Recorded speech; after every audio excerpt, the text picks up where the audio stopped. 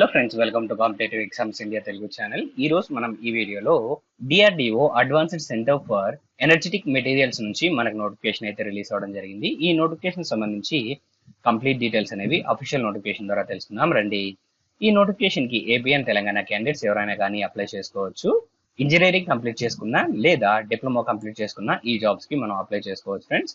So ఇక్కడ మీరు గమనించినట్లయితే ఈ పర్టికులర్ నోటిఫికేషన్ ద్వారా గ్రాడ్యుయేట్ అప్రెంటిస్ కి సంబంధించిన వేకెన్సీస్ అండ్ అలానే టెక్నీషియన్ అప్రెంటిస్ కి సంబంధించిన వేకెన్సీస్ అనేవి ఫిల్అప్ చేస్తూ ఉన్నారు.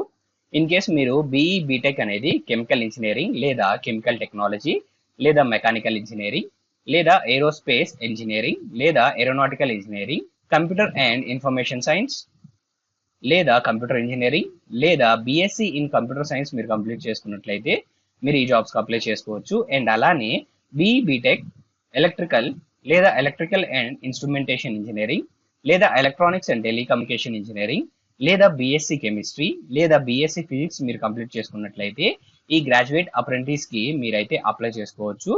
పర్ మంత్ మనకి 12,000 రూపీస్ స్టైఫండ్ అనేది ప్రొవైడ్ చేస్తారు.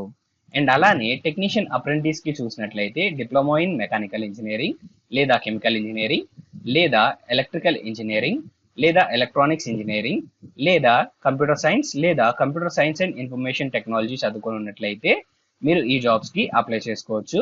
పర్ మంత్ మనకి 10,000 వరకు మనకైతే ఇక్కడ స్టైఫండ్ అనేది ఆఫర్ చేస్తున్నారు. టోటల్ 41 వేకెన్సీస్ అనేవి ఈ పర్టికులర్ నోటిఫికేషన్ ద్వారా మనకైతే ఫిల్అప్ చేస్తూ ఉన్నారు. అండ్ అలానే ఇక్కడ అప్లికేషన్ ప్రాసెస్ మనం గమనించినట్లయితే మనకి ఈ నోటిఫికేషన్ చివరిలో అండ్ అలానే అఫీషియల్ వెబ్సైట్ లో మనకి అప్లికేషన్ ఫార్మేట్ అనేది ప్రొవైడ్ చేయడం జరిగింది. అప్లికేషన్ ఫామ్ లో మన డీటెయిల్స్ అన్ని ఫిల్అప్ చేసి passport size photograph and signature చేసి మనమైతే ఆ అప్లికేషన్ ఫామ్ ని స్కాన్ చేసి పీడిఎఫ్ ఫార్మేట్ లో మన రిలవెంట్ డాక్యుమెంట్స్ అన్ని అటాచ్ చేసి ఈమెయిల్ చేయాల్సి ఉంటుంది apprentice.acem@gov.in కి. ఎలాంటి హార్డ్ కాపీ సెండ్ చేయాల్సిన అవసరం లేదు ఫ్రెండ్స్. కేవలం అప్లికేషన్ ఫామ్ అనేది ఫిల్అప్ చేసి మన రిలవెంట్ డాక్యుమెంట్స్ అన్ని అటాచ్ చేసి పీడిఎఫ్ ఫార్మేట్ లో మనం ఈమెయిల్ చేయాల్సి ఉంటుంది.